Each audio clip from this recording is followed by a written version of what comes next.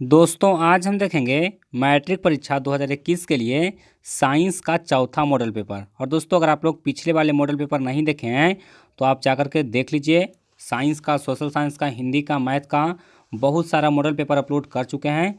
तो अगर वो सब वीडियो नहीं देखे हैं तो जाकर के यूट्यूब पर high target model paper search कीजिए, आपको सभी मॉडल पेपर का वीडियो मिल जाएगा और जाकर के सभी मॉडल पेपर देख लीजिए, क्योंकि अब आपके पास एग्ज़ाम में बहुत कम समय बचा हुआ है, तो आप लोग तैयारी में लग जाइए। तो चलिए हम लोग पहला क्वेश्चन से वीडियो को स्टार्ट करते हैं। जल्दी से वीडियो को लाइक कर दीजिए और अगर आप लोग चैनल पर नए हैं तो चैनल को भी सब्सक्राइब करके आप लोग बेल आइकन को दबा लीजिए ताकि आपको वीडियो का नोटिफिकेशन मिलता रहे। तो चलिए हम लोग पहला क्वेश्चन से वीडियो को स्टार्ट करते हैं। तो चलिए पहला प्रश्न देखते हैं। देखिए पहला प्रश्न कहता है कि लेंस की क्षमता का एसआई मात्रक होता है। दोस्तों बहुत आसान क्वेश्चन है, इसका आंसर क्या हो जाएगा? डायोप्टर हो जाएगा। क्या हो जाएगा इसका आंसर? डायोप्टर। चलिए उसके बाद देखते हैं दूसरा प्रश्न। देखिए दूसरा प्रश्न कहता है प्रकाश के किरणों के समूह को कहते हैं। दोस्तों प्रकाश के किरणों के समूह को क्या कहा जाता है? तो किरणों के समूह को कहा जाता है किरण पुंज।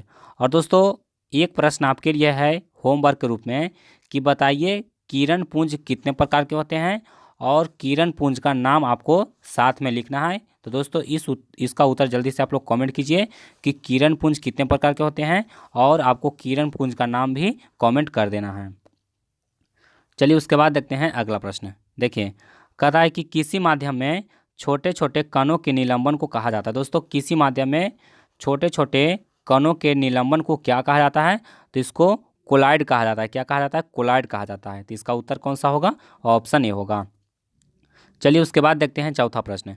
देखिए कहता है मानव शरीर का प्रतिरोध कितना होता है। तो दोस्तों यहाँ पर देखिए ऑप्शन में आपको दिया हुआ है 50 से 100, 100 से 150, 150 से 200 और 200 से 300। तो दोस्तों मानव शरीर का जो प्रतिरोध होता है वो 1000 ओम से लेकर के 10,000 ओम तक होता है। यानी कि जब शरीर गीला रहता है तो 1000 ओम होता है और जब सूखा रहता है तो 10,000 ओम होता है। लेकिन आपको ऑप्शन में कहीं पे नहीं दिया हुआ है तो इस प्रश्न को यहीं पर छोड़ सकते हैं। ये प्रश्न में ऑप्शन आपको गलत दिया हुआ है। चलिए उसके बाद देखते हैं पांचवा प्रश्न। देखिए कहता है कि किसी बल्ब से 220 वोल्ट पर 2 एम्पियर की धारा प्रवाहित होती है तो फिलामेंट का प्रतिरोध होगा, यानी कि आपको आर का मान निकालना है। तो आप लोग जानते हैं कि ओम के नियम से भी बराबर क्या होता है? भी बराबर होता है आई आर। तो आर बराबर क्या हो जाएगा? भी बटा आई हो जाएगा। आर बराबर भी बटा आई। तो भी आपको कितना दिया हुआ है? 220 वोल्ट। तो यहाँ पर लिखेंगे 220 वटा 2 एम्पियर दिया हो तो 2 एम्पियर कट कर देंगे, कितना आएगा? 110 ओम आ जाएगा। यानी कि हमारा सही उत्तर क्या हो जाएगा? ऑप्शन बी हो जाएगा 110 ओम। चलिए उसके बाद देखते हैं अगला प्रश्न। देखिए छठा प्रश्न, ये भी मोस्ट इंपॉर्टेंट प्रश्न है तो इसको भी आप लोग अच्छी तरह से देखिए। कहता है कि आर ओम प्रतिरोध वाले एन प्रतिरोधों को समांतर क्रम में जोड़ने पर तुल्य प्रतिरोध होगा। यानी कि आर ओम का प्रतिरोध है और एन प्रतिरोध है, यानी कि अनंत तक है और सभी को समांतर क्रम में जोड़ा गया है। तो जो दोस्तों जब प्रतिरोध को समांतर क्रम में जैसे जोड़ देंगे, मान लीजिए कि 3 प्रतिरोध को हम लोग जोड़ते हैं समांतर क्रम में, तो देखिए क्या होता है। जैसे 3 प्रतिरोध को हम लोग समांतर क्रम में इस प्रकार से जोड़ दिए और प्रतिरोध का मान कितना है? आर है। तो इसको क्या करेंगे? 1/r plus 1/r plus 1/r करते हैं, यानी कि इसका उत्तर क्या हो जाएगा? r/3 आ जाएगा। क्या आ जाएगा? r/3। तो आप लोग को एन प्रतिरोध है, यानी कि यहाँ पर 3 प्रतिरोध लिए तो r/3 आया और अगर एन प्रतिरोध लेंगे तो क्या आएगा? r/n आएगा। क्या आ जाएगा? r/n।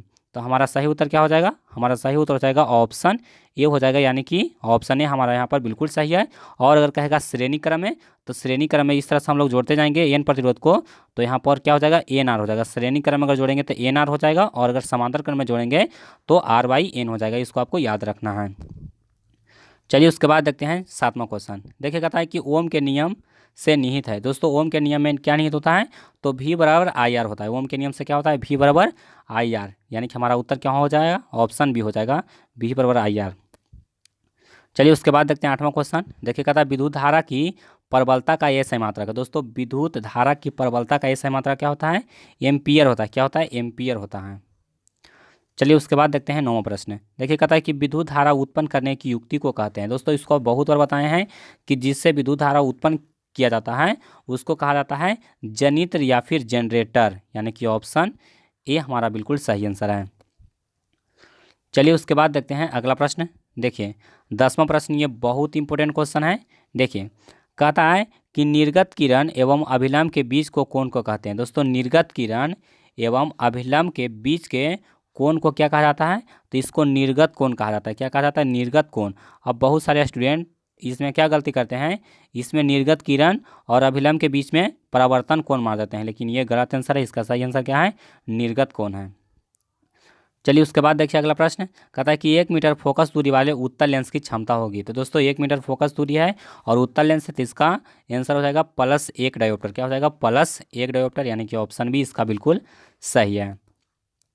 चलिए उसके बाद देखते हैं अगला प्रश्न। देखिए कहता है कि सामान्य आँख के लिए स्पष्ट दर्शन के लिए न्यूनतम दूरी है। दोस्तों सामान्य आँख की स्पष्ट दर्शन का न्यूनतम दूरी कितना है? तो 25 सेंटीमीटर है। कितना है? 25 सेंटीमीटर। और अगर कहेगा कि दूर बिंदु, तो दूर बिंदु हो जाएगा अनंत। चलिए उसके बाद देखते हैं 13वां क्वेश्चन। देखिए कहता है कि किस दृष्टि दोष के निवारण के लिए अवतल लेंस का प्रयोग किया जाता है। दोस्तों अवतल लेंस निकट दृष्टि दोष के लिए और उत्तल लेंस दूर दृष्टि दोष के लिए। तो यहाँ पर क्या है? निकट, यहाँ पर पूछा गया है कि अवतल लेंस, तो अवतल लेंस कौन सा हो जाएगा? निकट दृष्टि दोष हो जाएगा, यानी कि ऑप्शन बी इसका बिल्कुल सही होगा।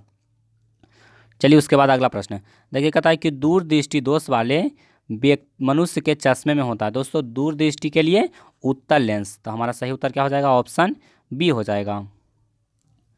चलिए उसके बाद देखते हैं अगला प्रश्न।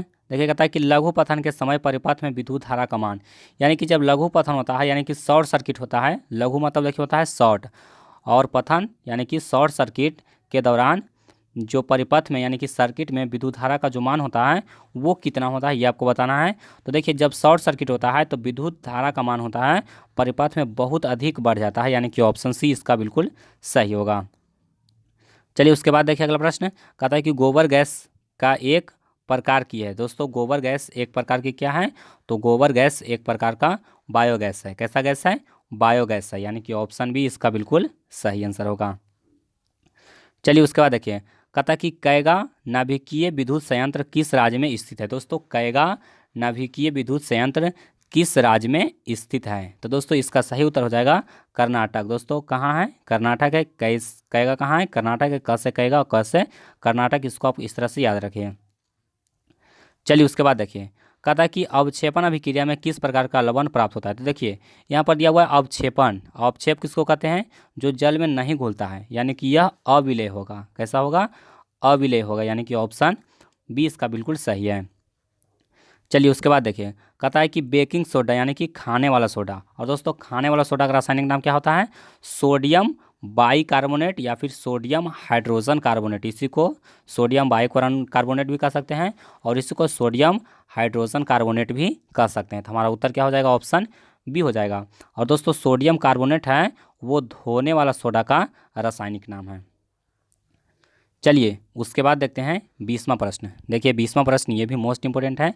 देखिए कहता है कि अयस्क से धातु का निष्कर्षण तथा परिसकरण कर उपयोगी बनाने के प्रक्रम को क्या कहा जाता है? यानी कि अयस्क आप लोग समझते होंगे, जो अयस्क होता है जिससे धातु को निष्कर्षण किया जाता है, तो उस अयस्क से जैसे एल्यूमिनियम का जो मुख्य अयस्क है वो कौन सा है? तो बॉक्साइट है। तो बॉक्साइट से हम लोग एल्यूमिनियम निकालते हैं। इसमें क्या करना पड़ता है? एक प्रक्रम करना पड़ता है। तो उस प्रक्रम को क्या कहा जाता है? तो उसको कहा जाता है धातु कर्म। क्या कहा जाता है? धातु कर्म कहा जाता है, यानी कि ऑप्शन बी इसका बिल्कुल सही आंसर होगा। चलिए उसके बाद देखिए 20वां क्वेश्चन कहता है कि साग सब्जियों को विघटित होकर कंपोस्ट बनना किस प्रकार की अभिक्रिया का उदाहरण है। तो दोस्तों साग सब्जियों को विघटित होकर कंपोस्ट बनना यह किस अभिक्रिया का उदाहरण है? तो देखिए इसका उत्तर हो जाएगा ऊष्माक्षेपीय अभिक्रिया। कौन सा अभिक्रिया? ऊष्माक्षेपीय अभिक्रिया, यानी कि ऑप्शन बी इसका बिल्कुल सही है। चलिए उसके बाद देखिए 22वां क्वेश्चन, इसको भी हम बहुत बार बता चुके हैं कि देखिए कहता है कि निम्न में से कौन सा उत्पाद लेड नाइट्रेट को गर्म करने पर प्राप्त होता है। दोस्तों लेड नाइट्रेट को जब हम लोग गर्म करेंगे तो उसमें से NO2 गैस निकलेगा और O2 गैस निकलेगा, यानी कि हमारा सही उत्तर क्या हो जाएगा? ऑप्शन डी होगा। चलिए उसके बाद देखिए कहता है कि निम्न में से कौन सही है। तो दोस्तों कौन सही हो जाएगा? तो Na2CO3 इंटू 10H2 है। यह धोवन सोडा का रासायनिक सूत्र है। तो हमारा उत्तर क्या हो जाएगा? ऑप्शन बी हो जाएगा। चलिए उसके बाद देखिए नेक्स्ट क्वेश्चन कहता है कि निम्नलिखित में से कौन विजातीय यौगिक है। तो देखिए इसमें विजातीय कौन है? तो चूना पत्थर, खड़िया, संगमरमर, प्लास्टर ऑफ पेरिस। तो देखिए इसमें विजातीय कौन हो जाएगा, प्लास्टर ऑफ पेरिस हो जाएगा, क्योंकि देखिए चूना पत्थर, खड़िया और संगमरमर का तीनों का रासायनिक सूत्र होता है वो सेम होता है। चलिए उसके बाद देखिए अगला प्रश्न, कहता है कि निम्नलिखित में से पीएच का कौन सा क्षारक विलयन का मान देता है। तो दोस्तों क्षारक विलयन है यानी कि उसका पीएच मान 7 से अधिक होगा। तो 7 से अधिक इसमें कौन है, 13 है। तो हमारा उत्तर क्या हो जाएगा, ऑप्शन डी हो जाएगा। चलिए उसके बाद देखिए 26वां क्वेश्चन थोड़ा बड़ा है तो इसको आप लोग अच्छी तरह से समझिए। देखिए कहता है कि सोडियम क्लोराइड के जलीय विलयन से विद्युत धारा प्रवाहित करने पर वियोजित होकर सोडियम हाइड्रोक्साइड बनता है। इस प्रक्रिया को कहते हैं, तो दोस्तों इसको कहा जाता है क्लोरो क्षार अभिक्रिया। क्या कहा जाता है, क्लोरो क्षार अभिक्रिया कहा जाता है। एक बार फिर से प्रश्न को पढ़ लेते हैं। देखिए कहता है कि सोडियम क्लोराइड के जलीय विलयन यानी कि नमक का जो जलीय विलयन होता है उसमें अगर हम लोग विद्युत धारा प्रवाहित करेंगे तो वह वियोजित होकर क्या टूट कर क्या बन जाएगा, सोडियम हाइड्रोक्साइड बन जाएगा। इस प्रक्रिया को कहते हैं, तो दोस्तों इस प्रक्रिया को क्लोरो क्षार अभिक्रिया कहा जाता है।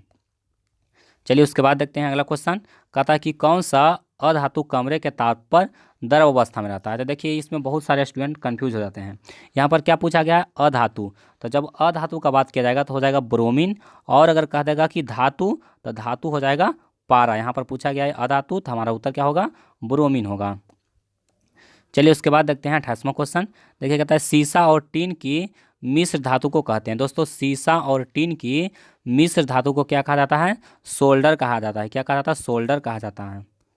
चलिए उसके बाद देखिए अगला प्रश्न, कहता है कि निम्नलिखित में से किसे चाकू से काटा जा सकता है। दोस्तों किसे हम लोग चाकू से आसानी से हम लोग काट सकते हैं चाकू से। तो देखिए आपको लिथियम, कैल्शियम, कॉपर और आयरन। तो देखिए एक हम लोग सोडियम को चाकू से काट सकते हैं और दूसरा लिथियम को, यानी कि हमारा सही उत्तर क्या हो जाएगा, ऑप्शन ए हो जाएगा। यानी कि अगर लिथियम ऑप्शन में ना दे करके सोडियम दे दे तो इसको भी हम लोग चाकू से आसानी से काट सकते हैं।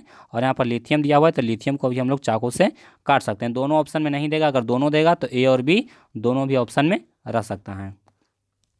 चलिए उसके बाद देखिए बहुत महत्वपूर्ण क्वेश्चन है। देखिए कहता है कि इथिलीन में कार्बन कार्बन के बीच 2 आबंध मौजूद है, जिसमें यानी कि कह रहा है कि इथिलीन में, देखिए इथिलीन का हम लोग कंस्ट्रक्शन पहले खींचते हैं। तो देखिए इथिलीन के बीच में 2 बॉन्ड होता है इस तरह से, और इसमें 2 हाइड्रोजन रहता है, यानी कि इसका फॉर्मूला होता है C2H4, इथिलीन का फॉर्मूला होता है। तो कहता है कि कार्बन कार्बन के बीच में 2 आबंध है, तो इस 2 आबंध में क्या मौजूद होगा, तो जब 2 आबंध होगा तो इसमें एक पाई बॉन्ड होगा और एक सिग्मा बॉन्ड होगा, एक पाई और एक सिग्मा बॉन्ड। अगर ट्रिपल बॉन्ड रहेगा तो एक पाई और 2 सिग्मा, इस तरह से इसको याद रखिए। तो हमारा उत्तर क्या हो जाएगा, ऑप्शन ए हो जाएगा, एक सिग्मा और एक पाई। यानी कि अगर डबल बॉन्ड रहेगा तो एक पाई और एक सिग्मा, अगर ट्रिपल बॉन्ड रहेगा तो इसमें हो जाएगा एक पाई और 2 सिग्मा। अगर सिंगल बॉन्ड रहेगा तो इसमें पाई बॉन्ड नहीं होगा, इसमें सिर्फ सिग्मा बॉन्ड होगा। चलिए उसके बाद देखते हैं अगला प्रश्न। देखिए कहता है ईथेन में कितने सहसंयोजक आबंध है। दोस्तों ईथेन में कितने सहसंयोजक आबंध हैं, तो हमारा उत्तर हो जाएगा 7, यानी कि ऑप्शन डी इसका बिल्कुल सही आंसर है। मिथ ईथ यानी कि इसमें कितना कार्बन होगा, आप लोग खुद से इसका कंस्ट्रक्शन करके देख लीजिए। देखिए कहता है कि CnH2n+2 किसका रासायनिक सूत्र है, तो यह किसका है, तो एल्केन का है। यानी कि +2 है तो एल्केन, अगर -2 रहेगा तो एल्काइन, और सिर्फ 2n रहेगा तो एल्कीन। चलिए उसके बाद देखिए अगला प्रश्न, कहता है कि नीला थोथा यानी कि तूतिया का रासायनिक सूत्र क्या होता है। दोस्तों तूतिया का रासायनिक सूत्र होता है CuSO4 × 5H2O। क्या होता है, CuSO4 × 5H2O, यानी कि ऑप्शन बी इसका बिल्कुल सही है। चलिए उसके बाद देखिए अगला प्रश्न, कहता है कि आवर्त सारणी के उदर्ग स्तंभों को कहा जाता है। दोस्तों आवर्त सारणी के उदग्र स्तंभों को क्या कहा जाता है, तो इसको कहा जाता है वर्ग। क्या कहा जाता है, वर्ग कहा जाता है। चलिए उसके बाद देखिए कहता है कि आवर्त सारणी के प्रथम वर्ग के सदस्य हैं। दोस्तों जो आवर्त सारणी है उसमें जो प्रथम वर्ग है, यानी कि इस तरह से जो प्रथम वर्ग है हाइड्रोजन हो जाता है इसमें, फिर उसमें कौन सा आता होता है देख लीजिए। यानी कि जो प्रथम वर्ग होता है ये कौन सा वर्ग है, तो ये होता है क्षारीय धातु। क्या होता है, अल्कली मेटल होता है। क्या होता है, अल्कली मेटल, यानी कि क्षारीय धातु होता है। ऑप्शन बी इसका बिल्कुल सही आंसर है। चलिए उसके बाद देखते हैं अगला प्रश्न। देखिए 36वां क्वेश्चन, कहता है कि भारत सरकार ने बाघ संरक्षण योजना, दोस्तों भारत सरकार ने बाघ संरक्षण योजना कब स्टार्ट किया, तो हमारा सही उत्तर होगा 1970 ईस्वी में। कब स्टार्ट किया, 1970 ईस्वी में स्टार्ट किया।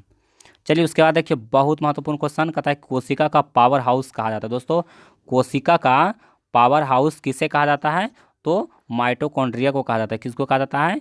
माइटोकॉन्ड्रिया को कहा जाता है। यानी कि हमारा सही उत्तर क्या हो जाएगा? ऑप्शन ये हो जाएगा। चलिए उसके बाद देखिए अगला प्रश्न कहता है कि किस प्रकार के जनन में जनक के शरीर से कलिका निकलती है। दोस्तों कहता है किस प्रकार के जनन में जनक के यानी कि जो जन्म देता है उसके शरीर से कलिका निकलती है। तो देखिए आपको ऑप्शन दिया हुआ है मुकुलन में, विखंडन में, अपघंडन में और बीजाणु जनन में। तो दोस्तों इसका जो सही उत्तर होगा वो होगा मुकुलन में। किसमें? मुकुलन में होता है। चलिए उसके बाद देखिए अगला प्रश्न, इसको भी बता चुके हैं कि मनुष्य में वृक्क संबंधित है किससे? तो वृक्क है वो उत्सर्जन से संबंधित है। वृक्क मतलब होता है किडनी। तो दोस्तों किडनी है वो उत्सर्जन से संबंधित है। चलिए उसके बाद देखिए 40वां क्वेश्चन कहता है कि स्वपोषी पोषण के लिए आवश्यक है। दोस्तों स्वपोषी पोषण के लिए क्या आवश्यक है? तो कार्बन डाइऑक्साइड, क्लोरोफिल, सूर्य का प्रकाश, तीनों आवश्यक है। तो हमारा उत्तर क्या हो जाएगा? ऑप्शन डी हो जाएगी ये सभी।